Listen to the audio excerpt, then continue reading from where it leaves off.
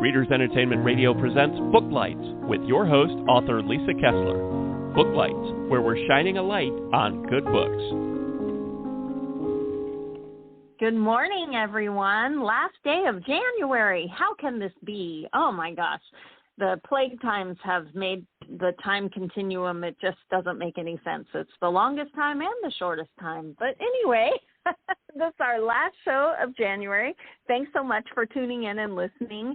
Today we have Elena Donnelly on. I can't wait for you to meet her. She has a really unique thriller that just came out, and I can't wait for her to tell us all about it. If you haven't read her books yet, you are in for quite a treat, and I'll read her bio here so you can get to know her.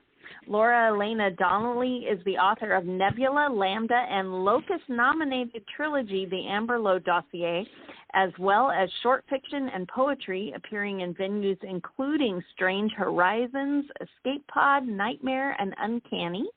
Lara has taught the MFA program at Sarah Lawrence College, as well as the Catapult Workshop in New York. She's a graduate of the Clarion and Alpha Writers Workshops and has served on-site staff in the latter, mentoring amazing teens who will someday take over the world of sci-fi fiction. You can learn more about her at her website, and I did put a link right there, so if you're listening live or if you're listening later, you can click that link anytime and go check out her website. You can catch up on her books, and I can't remember if she had a newsletter there or not. I think there's also a blog, so you can check in with her and see what she's up to. And I don't want to delay anymore. Lara, are you there? I am. Hello. Hello. Thanks so much for coming on today. You have a brand new book out called Base Notes, which involves perfume and murder, two things that I'm very interested in. So you want to tell everybody all about your book and why they should go grab a copy? Oh, gosh, yes. I, too, am very interested in perfume and murder, though I only really, pursue that, one of those interests in my life. I'll let you guys guess which of those interests it is. Base Notes is a story that takes place in contemporary New York. It is about the millennial struggle to balance your passion with paying your rent. It features Vic Fowler, who's a niche perfumer who is really trying to keep a business above water in these trying times, and just can't seem to manage to break even no matter what, and so has turned to a lucrative side hustle of making special perfumes that can help you relive a memory, not just the smell of fresh cut grass, that reminds me of my childhood, but it will sink you into an incredibly vivid reliving the moment. The only catch is whoever is in that memory with you, if you want to remember your first kiss, you have to put that person, the kisser, into the perfume. So Vic is doing a lot of what amounts to murder for hire and then distilling bodies down into perfume ingredients in order to make a little money on the side. Wow. And so does it matter what part of your person is in the perfume for it to work? Yeah, Vic's got to distill down pretty much the whole person. So there are a lot of parts of the story that are about how do I get this bathtub into my basement while my landlady is visiting family for Christmas. I'll pay the movers in cash and ask them not to tell anyone. Oh my gosh. How did you come up with the concept for this story? What inspired you to think, if you melted down people and put them in perfume, maybe you could make a cool side hustle? Well, so when we were chatting right before we went live, I mentioned the book Perfume, the Story of a Murder by Patrick Siskind, which I actually hadn't read before I got the idea for this story. I had just heard a lot about it, and I needed to write a short story for an anthology that I had said I would submit something for that was themed around the color orange. So in this confluence of events, I had recently read an article in The Guardian by Jude Doyle, who is probably going to get freaked out by the number of Google alerts that he's going to get during the promo cycle for this book. I had read this article by Jude Doyle called My Search for the Great American Perfume, and it basically was about how American perfume has so far, or until recently, sort of failed to live up to the venerable perfume houses of Europe, largely because American perfume had been very clean, like very sterile, very reminiscent of like laundry soap, because Americans didn't want to smell dirty, and that many successful classic perfumes had at their heart like this sort of icky, animalic, or otherwise sort of bodily smell. Like they smelled kind of gross. For instance, jasmine, which is a scent that everyone tends to think of as like beautiful and lush and floral, flowery, smells the way right. it does because at its base there's a molecule called an indole, which is the same thing that makes poop smell bad. So like deep at its heart, jasmine smells like shit, basically. So I read this and was really fascinated. And it noted that Blossom had historically been a go-to choice in a lot of American perfumes or more modern perfumes because it smells very clean. So I had to write this story for this anthology themed around the color orange, and I had just read this article, and I was sort of aware of this Susskind novel. And I wrote a short story about Vic, who wasn't named at the time, who was just the narrator of this story. And it ended up in the anthology, and then it was reprinted later in Nightmare magazine, and then it just sat for a while. And I actually did read the Susskind book. Like while I was drafting the short story, I thought I'd better read this so that I know what I'm getting into and like what past piece of literature it might be in conversation with. And then it all kind of sat and stewed for a while, and my first novel, Amberlow, came out, and then I was contracted to write 2 sequels. And after the third book finally came out several years later, my agent asked me, like, what do you want to work on next? And I had a couple of ideas, and the least formed of them was this idea that I might turn The Dirty American, which was the short story, into a novel. And it was like there was like one line that was the pitch. I had no idea what it was going to be about, but I was like, I might want to write this. And that's what I ended up writing was The Dirty American in novel form, which became Base Notes. Oh, I love it.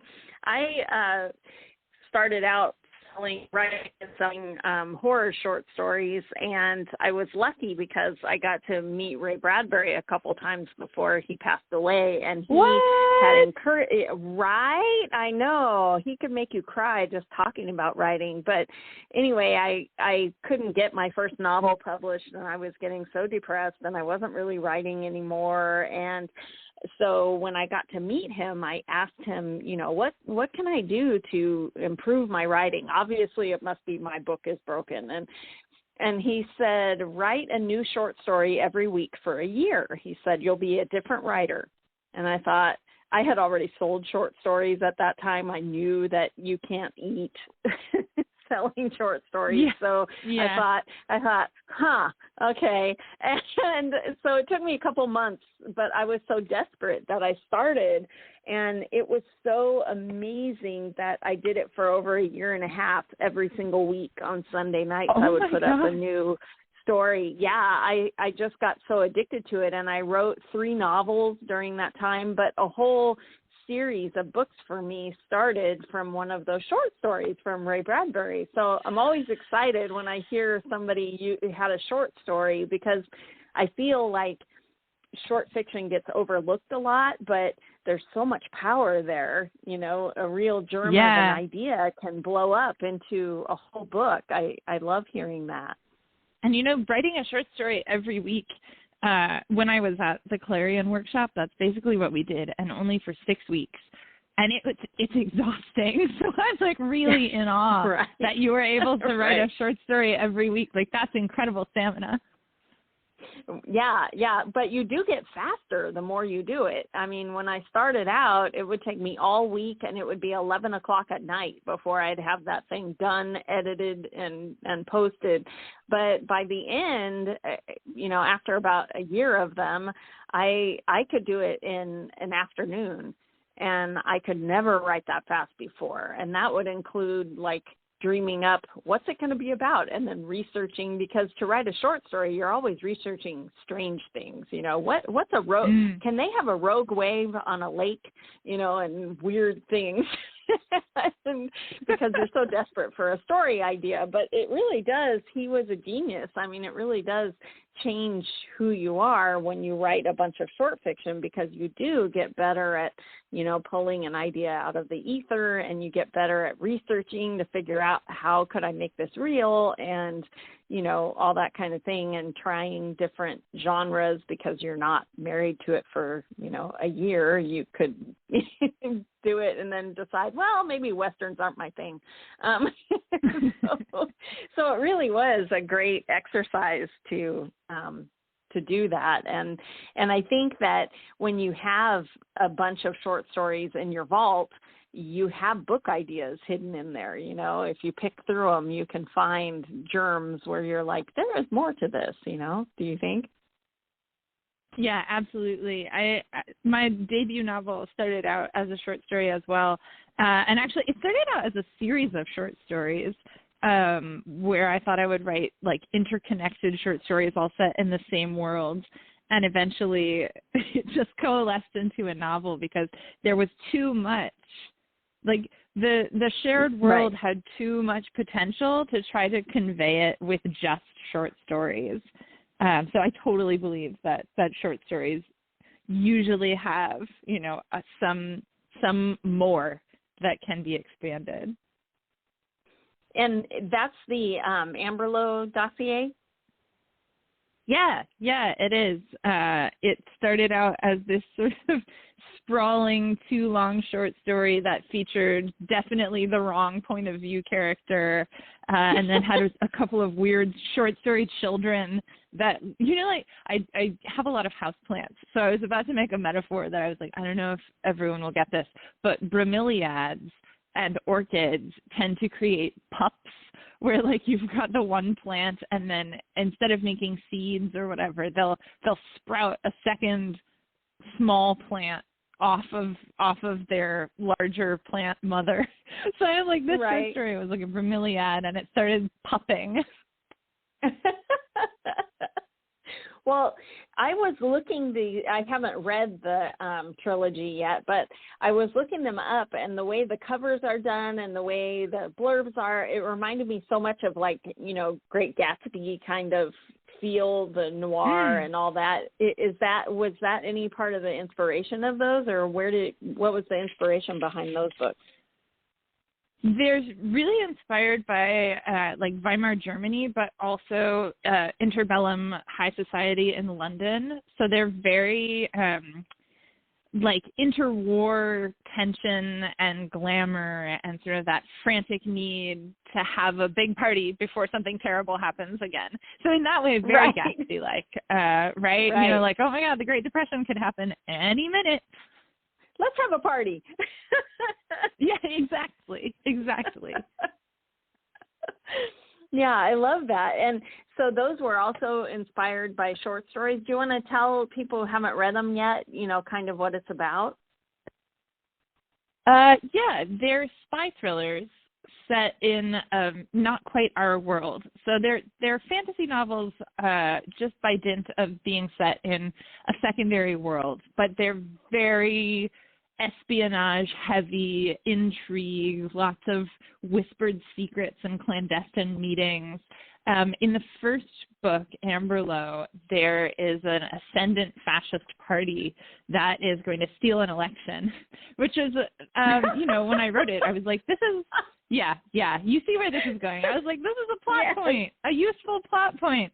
And the book came out February 2017. So like the whole promo cycle leading up to this was like, wow, what a startlingly timely novel. So the first book is, fascism is coming to take over.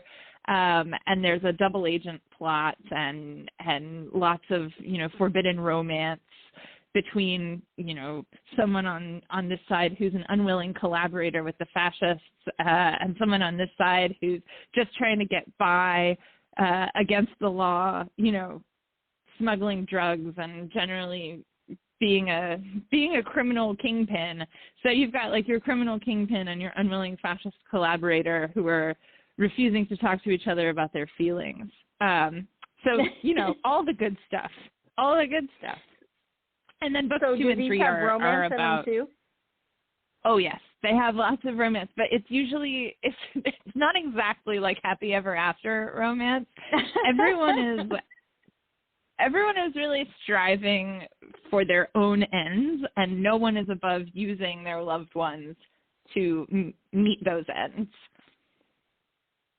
Nice. So no happy ever after, but there are some romantic feelings in there. Yeah, I wouldn't say there's no happy ever after. It's a long and crooked road for some people to get to that happy ever after. So I was going to ask you if thrillers is really, your niche. Is that what you love, or do you have other genres you want to dabble in, or what's it look like for the future for you? It's very funny because I considered myself, and still to some extent consider myself, a fantasy author. But looking back at the novels that I have had come out, right, I said the Amberlow dossier was fantasy by dint of taking place in a world that is not our own. But looking back on it, I was like, oh, those are actually quite spy thrillery. They're basically spy thrillers. They just happen to have this setting. So I guess I've been writing thrillers for years now and only just had a book come out that's actually being marketed as one. I just really like that the thriller genre lets you have so much tension and backstabbing. It's like interpersonal tension and plot tension. I find it a really chewy genre. And do you enjoy, I was reading notes and, your anti-hero, do you enjoy those kind of main characters? Do you enjoy writing in their skin? I do. I see people say morally ambiguous a lot in reviews, which I know I am not supposed to read, but everyone does it. Everyone tells you, don't read your reviews. Yes, I do and too. Everyone does it. But you do. Yes. You can't help it. Yeah. I see people say morally ambiguous a lot, and I or morally gray. And I don't think this is really, I like people who have morals that are not mainstream. I say instead of morally gray that any given situation is a prism that sort of shatters white light into a rainbow of different moralities, right? So I like to see, given a certain character, if they run up against a certain situation, how is that individual going to react to that situation? And I just have characters who react to situations differently than many people might. But yeah, I really like writing characters who are who make big choices. Right. It's kind of like that Dexter phenomenon where you suddenly realize, I'm rooting for a serial killer. What? Yeah, and I think that's kind of the marvelous thing about writing is that you can get your readers, hopefully you can get your readers on side, even if your character is making choices that are not the choices the reader would make. It's an exercise in empathy, and we don't necessarily mean that as always not a positive thing. I think people, when they conceive of reading a story as an exercise in empathy are like, oh, it's teaching me to be a better person and to like empathize with other people. I mean, sometimes when you empathize with someone, it's not because you're like, yes, I'll empathize with them because I want to be a good person. It's really just about understanding where someone else is coming from, even if that person is a serial killer, right? So it's about getting into their head and understanding why they've made the choices that they've made. And even if you don't agree with them, you're like, I at least understand how we got from point A to point B. Right. I would not make that choice myself, but... Yeah, exactly. If faced with bankruptcy, would I kill a man? Like, would I do that? How far would I go? Make ends meet? Yeah. So I wanted to ask you what your favorite part of Base Notes was, your favorite part as you were writing, where you were like, oh, my God, this is the best. This is so fun. What was your favorite part? Can you share a scene or something? Oh, man, my favorite part. Wow. Man, I have a scene that was maybe like the hardest to write, but I think is maybe the best scene in the book, but it's a spoiler. So I'll try to talk about it in like veiled terms, but it's towards the end of the book. And it is a knockdown, drag-out fight scene that I think is like really good action, which is hard to write because you're asking the reader to imagine it all in their head. So you have to write it very clearly, which often means slowing way down, even if the fight is very fast-paced, and accurately describing sort of where everyone's body is in space without being boring and pedantic. So it's this knockdown, drag-out fight scene between two characters who you really don't want to be fighting. You're like, no, don't do it. Don't do it. Please don't do it. But it's happening. And even Vic is like, I really don't want to be doing this, but here we are because it's very necessary to, you know, me not getting caught by the cops and my whole plan not falling apart. Like, this is a horrible necessity that I have to get through. And every time I would have to reread that scene when I was doing revisions, I'd know it was coming, and I'd start to get this dread in the pit of my stomach. I was like, I don't want to read this scene again. I don't want to read this scene again. It's so painful. And then when I would get through it, inevitably I would sit back and say out loud, my partner can confirm this, I would say out loud, oh man, that scene is really good. Well, and I think, too, that readers don't always notice when they're reading a fight scene, but usually the really good ones, there is emotion in there.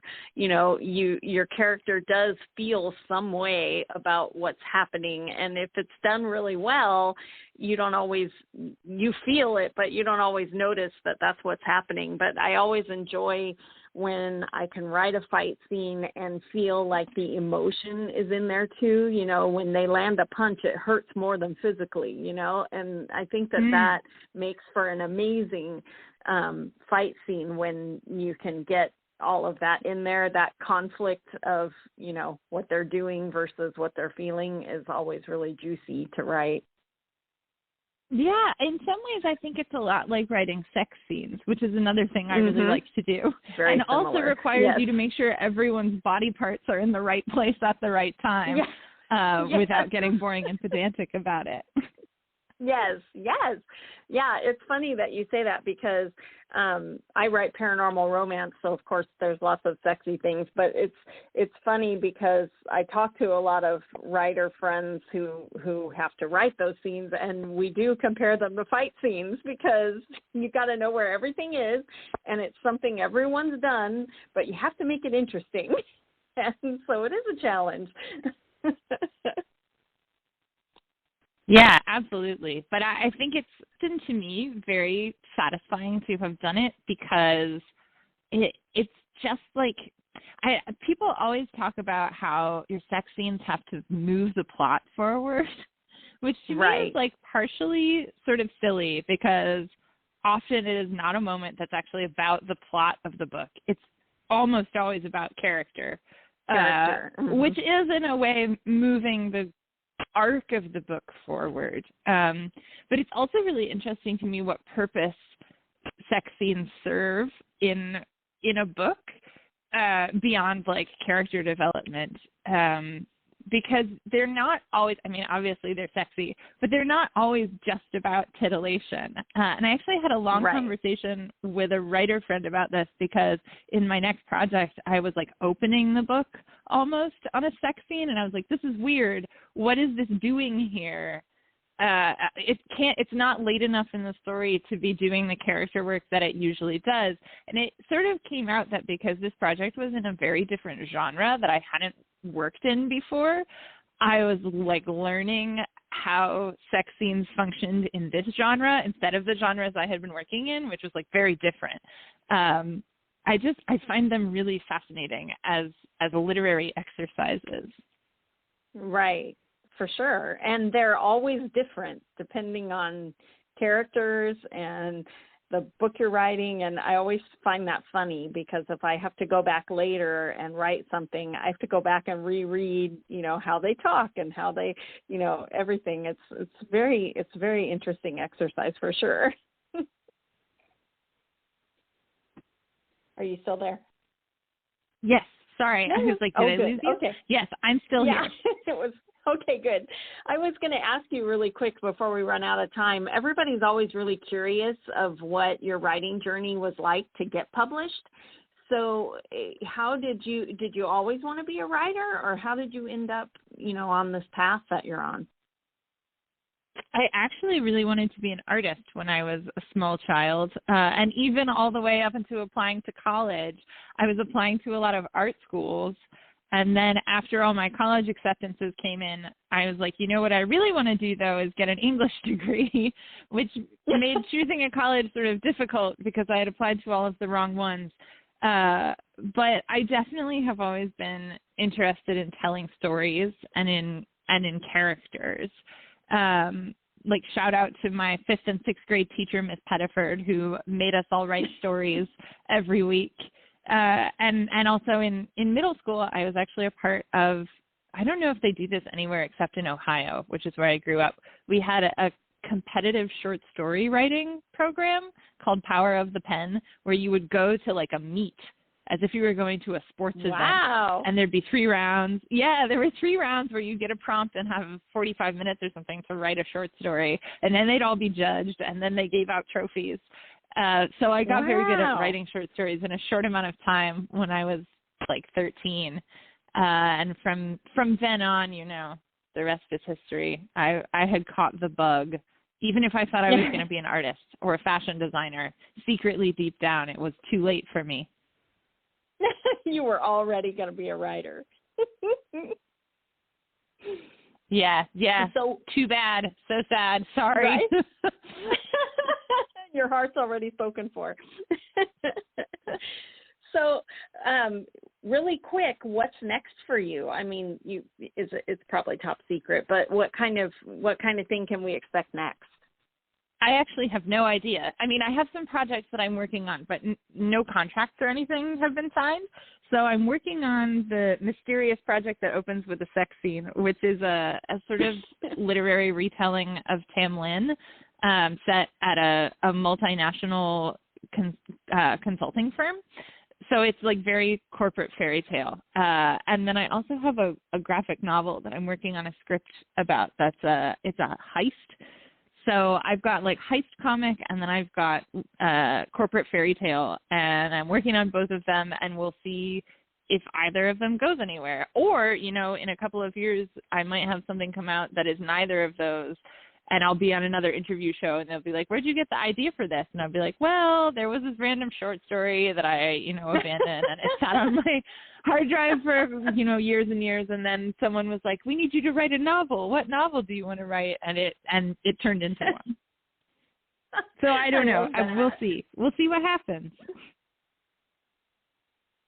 Well, let's get in touch with you after they read the book and they're excited. Instagram or Facebook or Twitter, how would they find you? I'm pretty active on Twitter and Instagram, and my handle on both is the same.